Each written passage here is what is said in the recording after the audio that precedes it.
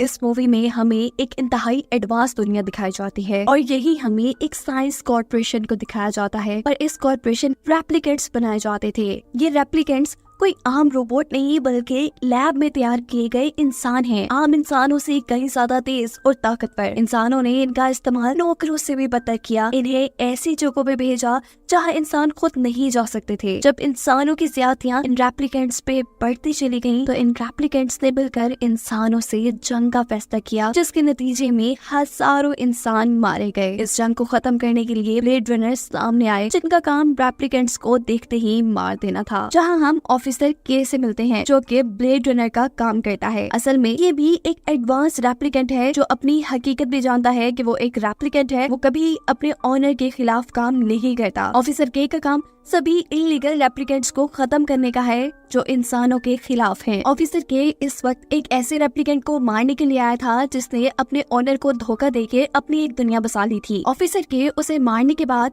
उसके घर के पास एक दरख्त के इर्द गिर्द कुछ अजीब महसूस करते हैं। चेक करने पे उन्हें वहाँ से एक बॉक्स मिलता है, जिसे उठाकर वो अपने हेडक्वार्टर ले आते हैं, जिसमें से एक औरत की हड्डियां निकली थी। स्कैन करने पे पता चलता है कि ये औरत प्रेग्नेंट थी और अपने बच्चों को पैदा करने के बाद मर गई। इन सबसे भी ज्यादा हैरानी की बात ये थी कि वो औरत कोई इंसान नहीं बल्कि रेप्लिकेंट थी। ये बात जानकर सब लोग हैरान परेशान रह जाते हैं, क्योंकि रेप्लिकेंट्स बच्चे पैदा नहीं कर सकते थे। लेफ्टिनेंट ऑफिसर के की जो सीनियर थी, वो इस बात को सबसे छुपाना चाहती थी, क्योंकि अगर ये बाहर रेप्लिकेंट्स में फैल गई कि वो बच्चे पैदा कर सकते हैं, तो फिर रेप्लिकेंट्स की आबादी बहुत ज्यादा बढ़ जाएगी और उनको डर है कि इसके नतीजे में इंसानों और रेप्लिकेंट्स के दरमियान में जंग न हो जाए, जिसमें यकीनन इंसान ही मारे जाएंगे, क्योंकि रेप्लिकेंट्स तो इंसानों से कई ज्यादा ताकतवर हैं। वो ऑफिसर के को अब मिशन देती हैं कि इस रेप्लिकेंट ने जो बच्चा पैदा किया था उसे ढूंढकर मार दिया जाए और इस बात के सभी सबूत खत्म कर दिए जाएं। ऑफिसर के मरने वाली रेप्लिकेंट की हड्डियां लेकर रेप्लिकेंट बनाने वाली कॉर्पोरेशन में जाता है उसकी डीएनए की इंफॉर्मेशन लेने के लिए। इस रेप्लिकेंट का नाम रेचल पता चलता है, जिसकी इंफॉर्मेशन लेने के लिए वो अपने सीनियर ऑफिसर के पास जाते हैं, जिन्हें ये बात मालूम थी कि रिचर्ड को साइंटिस्ट ने बहुत से एक्सपेरिमेंट के बाद बनाया था और रेचल एक ब्लेड रनर रिचर्ड के साथ रहने लगी थी। जबकि दूसरी तरफ हमें साइंस कॉर्पोरेशन के मालिक को दिखाया जाता है। इसके इरादे कुछ अच्छे नहीं है, ये सिर्फ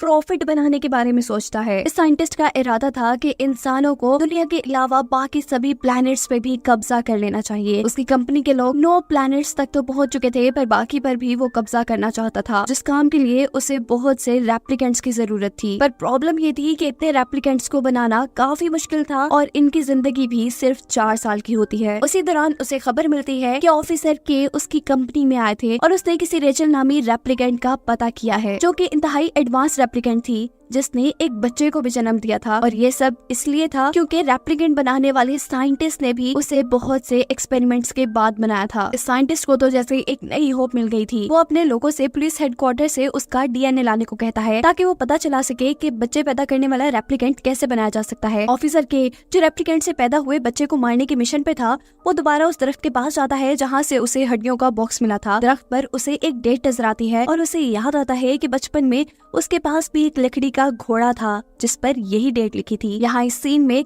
साइंटिस्ट की एक भेजी हुई बंदी पुलिस हेडक्वार्टर से पुलिस को मारकर रेचल की हड्डियां ले जाती है। इस लड़की का नाम लव है, जिस खबर को जानने के बाद ऑफिसर काफी ज्यादा परेशान हो चुकी थी, क्योंकि इससे तबाही फैल सकती थी। तब ऑफिसर के उनके पास आकर उन्हें दरख्त में लिखी डेट के बारे में बताते हैं और लेफ्टिनेंट उन्हें उस दिन पैदा होने वाले सारे बच्चों का डेटा इकट्ठा करने को कहती है। डेटा इकट्ठा करते हुए ऑफिसर के की एआई फ्रेंड उन्हें बताती है कि तुम भी इसी दिन पैदा हुए थे, जिस पर वो जवाब देता है कि मैं एक रेप्लिकेंट हूँ, पैदा नहीं हुआ बल्कि बनाया गया हूँ और मेरी जो सारी मेमोरी है वो सब भी फेक है और मेरे अंदर इंस्टॉल की गई है। आखिर इन्हें एक बच्चे का पता चल ही जाता है जो उस तारीख को पैदा हुआ था, जिसकी माँ मर चुकी थी और वो एक ऑर्फनेज में था। ऑफिसर के और उसकी एआई फ्रेंड अब ऑर्फनेज की तरफ जाते हैं, जहाँ जाते ही उनके ऊपर कोई हमला करना शुरू कर देता है। इस हमले की वजह से ऑफिसर के का एक्सीडेंट हो जाता है और वो बेहोश हो जाते हैं। ये लोग गाड़ी का दरवाजा खोलकर ऑफिसर के को बाहर निकालकर मारना शुरू कर देते हैं। इससे पहले कि यहाँ कुछ बुरा हो जाता, अचानक कोई यहाँ पे हमला करता है और वहाँ मौजूद सारे लोग मर जाते हैं। हमें पता चलता है कि हमला साइंटिस्ट के साथ ही लव नहीं किया था। वो चाहती थी कि ऑफिसर के उस बच्चे को ढूंढ ले और उनको ढूंढने के बाद साइंटिस्ट उस बच्चे के ऊपर रिसर्च वर्क करे। ऑफिसर के जब सारा डाटा चेक करते हैं तो उन्हें उस तारीख में पैदा हुए बच्चों का सारा डाटा वहाँ से गायब मिलता है। ऑफिसर के को ये ऑर्फनेज भी जाना पहचाना लग रहा था। उन्हें याद आता है कि वो इसी ऑर्फनेज के अंदर अपना घोड़ा छुपाया करते थे। वो उस जगह पे जाते हैं और जब उस जगह से चीजें उठाते हैं तो उन्हें यहाँ अपना घोड़ा भी मिल जाता है। इन सब बातों से उसे शक होने लगता है कि जिस बच्चे को वो ढूंढ रहा है क्या ऑफिसर के वो खुद तो नहीं।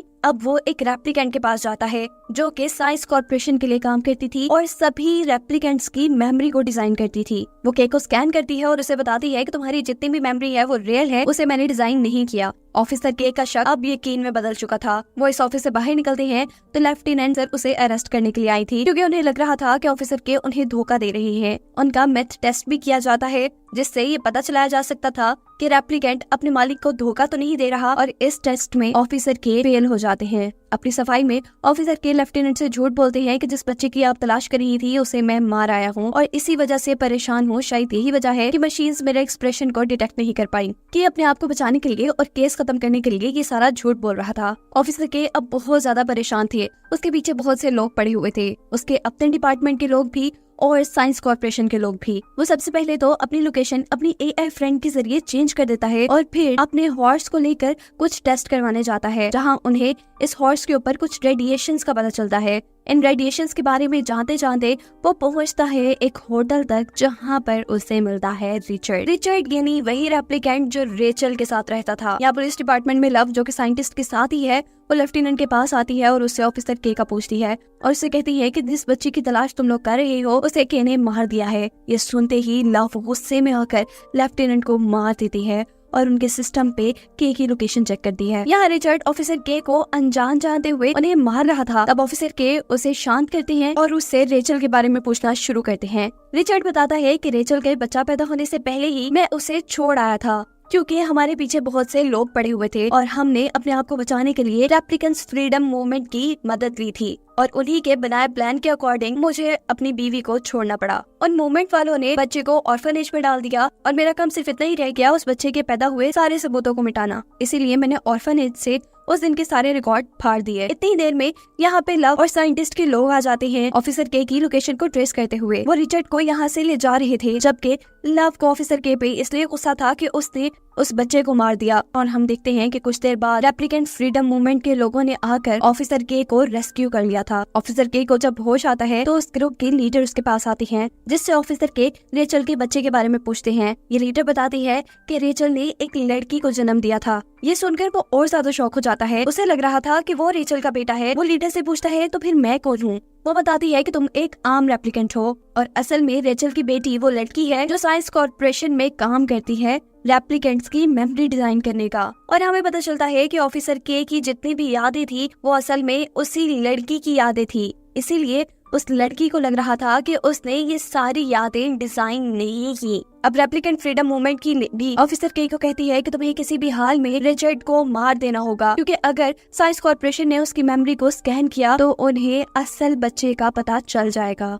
और फिर उसका गलत इस्तेमाल किया जाएगा और साथ ही उस कॉर्पोरेशन को इनके ग्रुप के बारे में भी पता चल सकता है। यहाँ पर रिचर्ड को साइंटिस्ट के पास लाया जाता है जो देख नहीं सकता था पर एक स्पेशल डिवाइस के जरिए वो रिचर्ड को देख रहा था और यहाँ पे वो रिचर्ड के सामने रेचल को लेकर आता है जिसे देखकर रिचर्ड बहुत ज्यादा हैरान हो जाता है। रेचल उसके पास आकर पूछती है क्या तुम मुझे याद नहीं करते। जवाब में रिचर्ड उसे खामोशी से देखता रहता है और फिर कहता है कि ये मेरी रेचल नहीं, उसकी आंखें इस कलर की नहीं थी। ये सुनते ही लव इस रेप्लिकेंट को मार देती है। साइंटिस्ट को समझ नहीं आ रहा था कि आखिर वो कैसे पता चलाए कि पिछले साइंटिस्ट ने ऐसा कौन सा एक्सपेरिमेंट किया था जिसकी वजह से रेप्लिकेंट बच्चे पैदा कर सकते थे। उसने दो रेचल की हड्डियों की डीएनए से एक नई रेचल भी बना ली थी पर उसके अंदर भी वो खसूसियात नहीं थी। साइंटिस्ट के पास अब सिर्फ रिचर्ड ही हल था। वो उसे और इन्वेस्टिगेशन के लिए एक खुफिया जगह ले जाते हैं जहाँ पर ऑफिसर के भी अपने मिशन को आ जाते हैं यहाँ आकर वो इन सभी लोगों से लड़ाई करते हैं। ये लड़ाई थोड़ी मुश्किल थी लेकिन इतनी भी नहीं। ऑफिसर के ने यहाँ साइंटिस्ट और साइंटिस्ट के सारे लोगों को मार दिया था और अब उसे अपने प्लान के मुताबिक रिचर्ड को भी मारना था, लेकिन वो एहसान नहीं करता। वो रिचर्ड की जिंदगी उसे बख्श देता है और यहाँ पर उसे उसकी बेटी से मिलवाता है, जिसके बारे में उसे रेप्लिकेंट्स फ्रीडम मूवमेंट के लोगों ने बताया था। और इसी के साथ ये कहानी यहाँ खत्म हो जाती है।